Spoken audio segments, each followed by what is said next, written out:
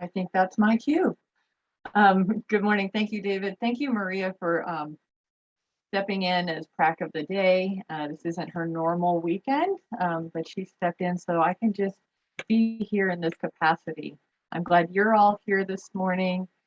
And I'm glad Reverend Janice is taking some time off. You know, we love our beloved minister, and it's good to take time for self-care, right? How important is that?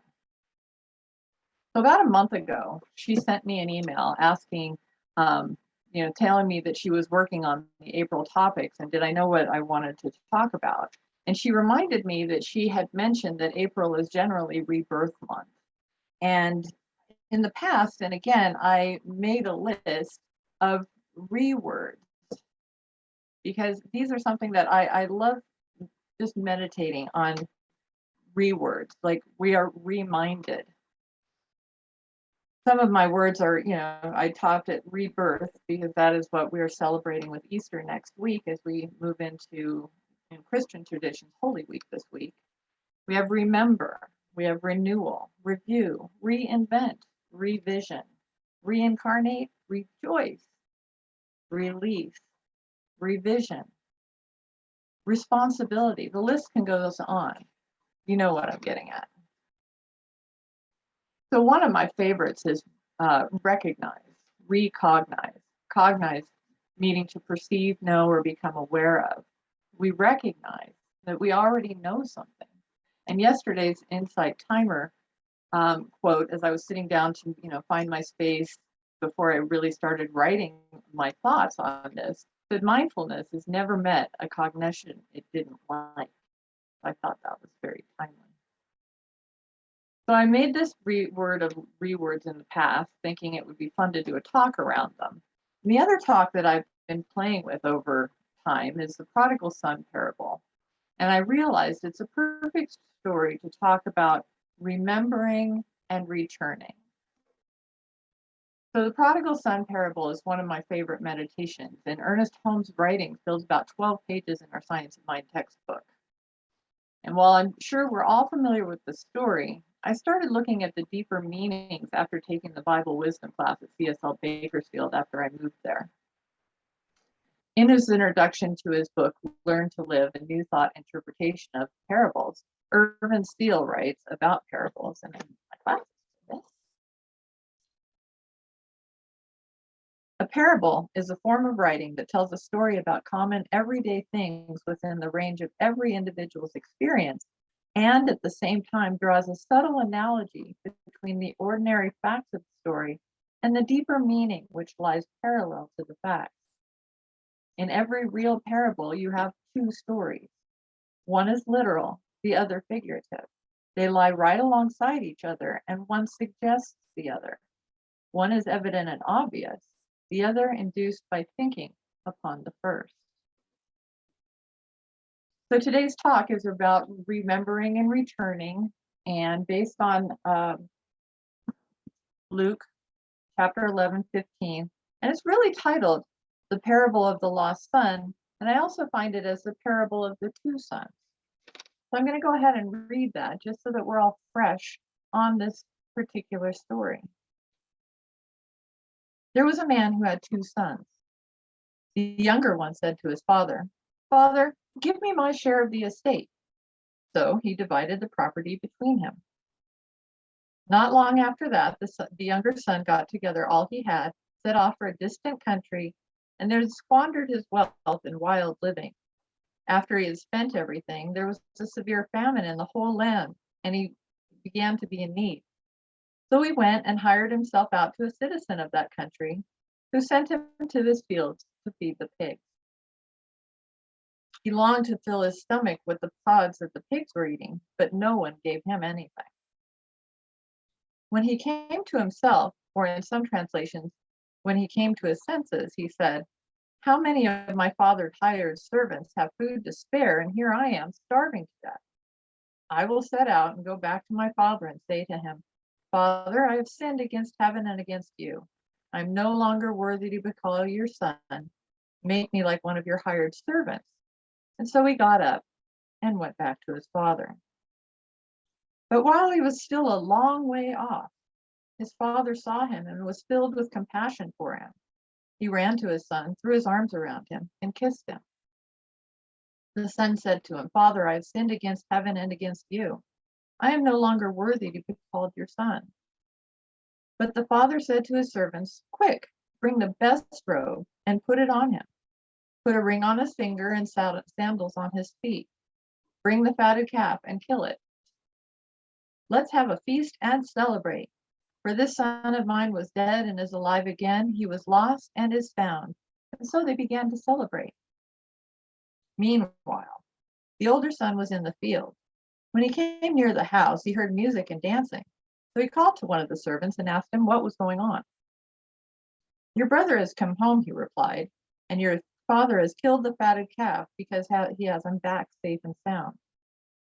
The older brother became angry and refused to go in. So his father went out and pleaded with him. But he answered his father, "Look, all these years I've been slaving for you and never disobeyed your orders. Yet you never gave me even a young goat so I could celebrate with my friends. But when this son of yours, who has squandered your property with prostitutes, comes home, you kill the fatted calf for him?"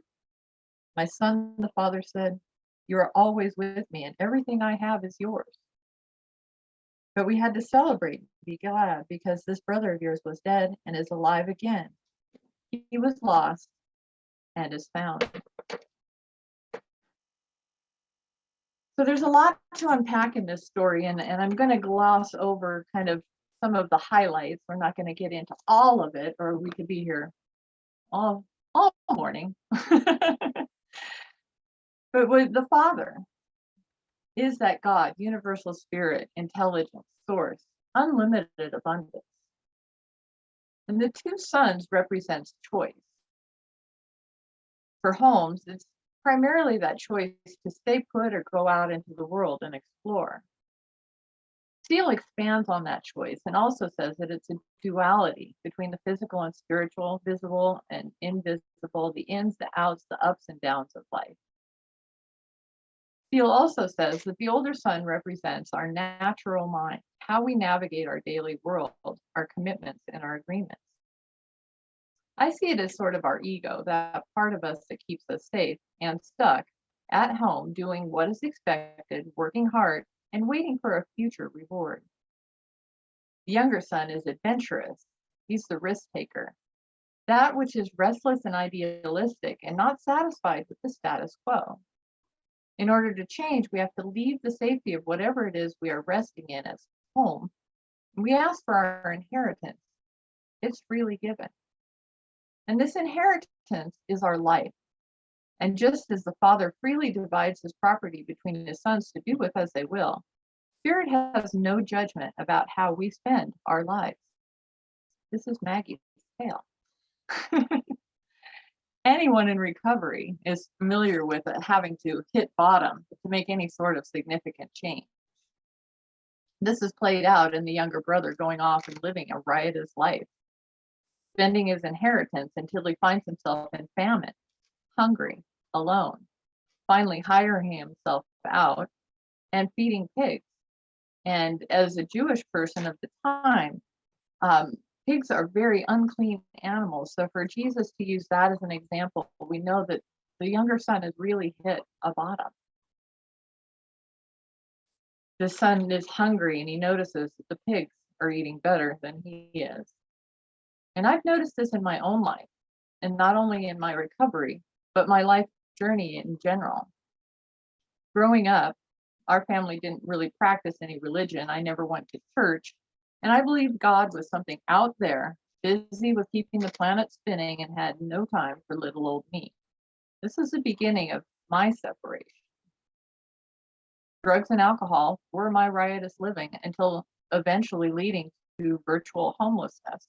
My dad came in and rescued me as I was being evicted from my apartment and parked me at my grandfather's house. My moment of clarity happened in a jail cell in Temple City, California on Christmas Eve morning. A calm came over me, and although I didn't know exactly what the answer was, it was the beginning of my remembering. I got sober shortly after and found a conception of God spirit that worked with me and loved me. I moved to Northern California and found a church and spent years studying and working on myself and eventually became a minister and a leader in the church. All the while, though, unknowingly, I was also turning away from my source, working diligently like the good older sister I am, thinking, I've got this going on, until the day I began drinking again. Once again, leaving Spirit's house, squandering my inheritance, living on self-will, and I've got this. When it was obvious to everyone around me, I was once again lost. 9.5 years ago, I got sober again after remembering that I used to be happy. And at the time, I was anything but that. I still had all my stuff. I had a house and a relationship, a car, a good job. I was getting A's in school, but I wasn't happy. And it was in this remembering that I returned and opened to Spirit working in my life. So anytime I find myself in fear or heading towards unhappiness and struggle, I start looking for where I've turned away from source and was completely in self-reliance. If I try harder, do better, believe more, I really start efforting. To illustrate this, Steele shares a story about a frog that fell into a deep rut on a muddy road. He jumped and jumped in an effort to get out, but to no avail. His froggy friends sat around and watched and sympathized, but when evening fell, they all went home, leaving the frog in the deep rut. When morning came, they all returned and found the frog sitting on the side of the road, chirping a song of victory in the sunlight. The frog's friends all inquired, "How'd you get out of the hole?" He replied, "A truck came along and I had to get out." So it's in that moment of really stuckness that we find the courage and the strength to do what it takes to turn. On my birthday in 2014, I declared to the universe that I was ready for a change. I'd started feeling like I was living in a rut. Sure, I was happy and I was enjoying my work, my school, my friends, my home, everything. There was nothing really wrong in my life, but I was feeling restless. My younger sister was stirring. I wanted to get my BA. I had 3 AAs, but that does not make a BA. And I wanted that BA so I could do the Ernest Holmes Consciousness Studies Master's Program. And that led me to moving to Bakersfield. Over the 9 months it took for that idea to manifest, I trusted and relied on Spirit. And yes, my older sister was nervous and often came up with reasons to stop this silliness, just settle down and just keep living your life. But I had asked the universe for change and it was given. Everything from the decision to move to the money, health, and a place to live all showed up just when I needed it and not a moment sooner. I knew I was moving in Spirit. And then I get to Bakersfield and I start falling back into the, okay, I'm here, I've got this. I was settling in and my moving money was starting to run out. And in 2 months, I found myself on my knees, literally sobbing, crying out for help. God, help me. You wouldn't have brought me this far, given me 2 extra cats just to make me homeless. And within a few months of that surrender moment, that returning to source, everything began to fall in place and I was well taken care of. I graduated with a double major with honors, receiving an outstanding graduate in religious studies my graduating year. I then went on to prac training and became a practitioner 2 years later. And each of us has our own examples for leaving the safety of what we know, of going out into something new. It's a scary process, and our ego, our older sibling, is fighting to keep us home in the known where it's all safe. Doubts creep in and doubts grow into fear. This is our time to be in that moment of remembering. So the parable tells us that the younger brother came to himself as he remembered his father's house and the abundance it provided. Even the servants were eating better than he. So he decides to go home and confess that he had sinned and wants to be hired as a servant in his father's household. Holmes talks about this part of the story as the time of self-condemnation, where the younger brother, the younger sibling, beats himself up a little, berating himself for wasting his inheritance and thinking of himself as a failure and unworthy of his father's good. For me, this aspect of the story is more about humility and not humiliation. His sin is in making mistakes. And aren't mistakes bound to happen as we venture into something new and unknown? It is in giving up the illusion of control that makes me humble and brings me to that place of being of service to the greater good. It is from this place of humility and service that I become open and willing to receive my good. And so we remember to be a part of something, a part of, no longer apart from. We once again move into that place of trust and turn back toward our Father's house, back toward Spirit. We return to Source. And I love that in the story that it talks about the father seeing the returning son from a long way off and runs to meet him. Once we turn, we're already on the road home.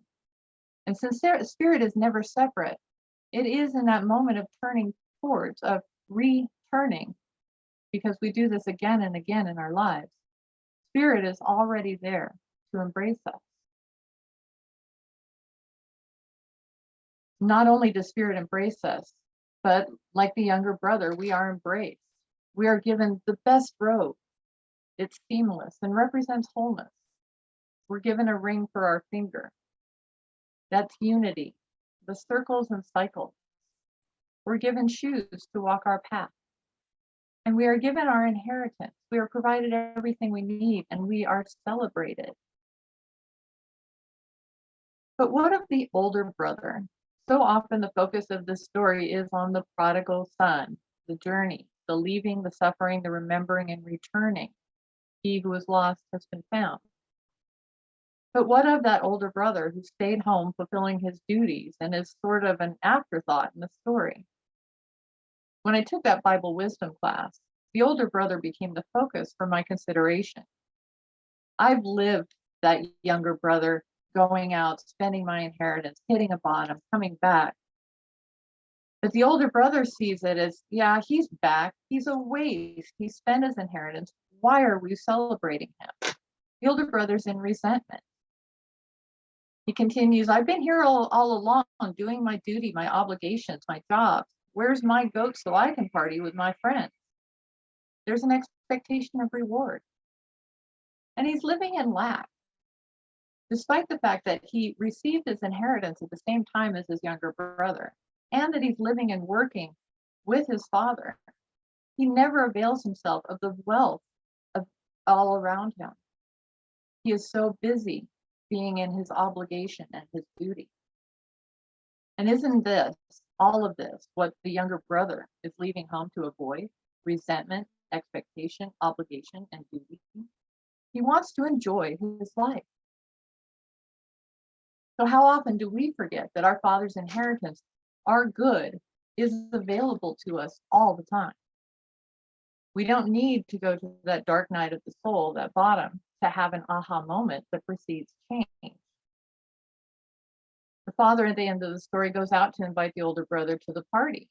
And when older brother starts to complain, he is reminded that he was given his inheritance at the same time as our wandering younger brother. He could have had anything he wanted at any time. It was all there for him, yet he did not avail himself of the bounty around him. And so today, this is the focus of my personal work, to see that the abundance is already all around me, that all my needs and wants are always met. I move from resentment, which is really rehashing some old grudge, to remembering the truth of my being and returning to gratitude for the good already present in my life. Picture literally falling off my wall at the moment. Very interesting which picture that was too.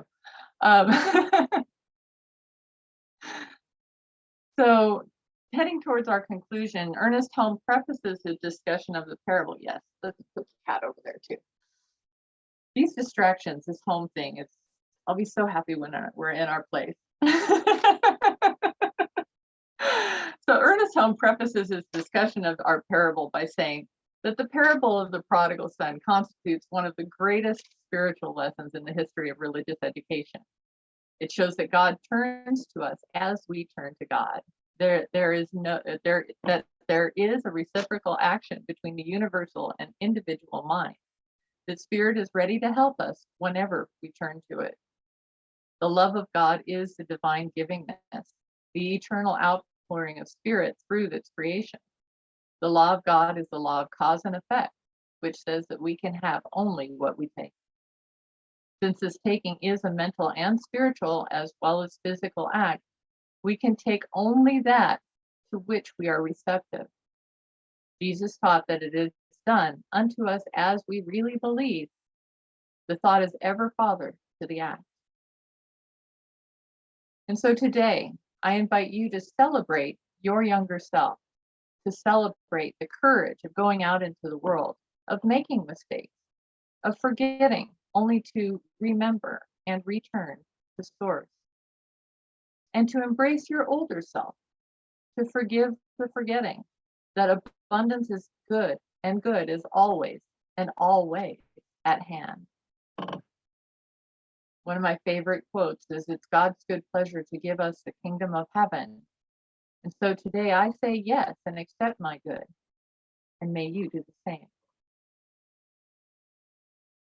So with that, I will take this into prayer. You'll take some deep breaths with me. If any of this touched you in any way, I invite you to hold that gently. As we remember, as we recognize, as we re-know that there is only one truth. There's only one life, one light, one love. One divine creative intelligence that is the very source of all being. I know that this divine creative intelligence is the creator and the created. It lives, moves, and has its being as and through the life it creates. And so I know that each of us is this divine expression of the one. And that this human experience is that experience of turning away, turning back again, forgetting to remember again.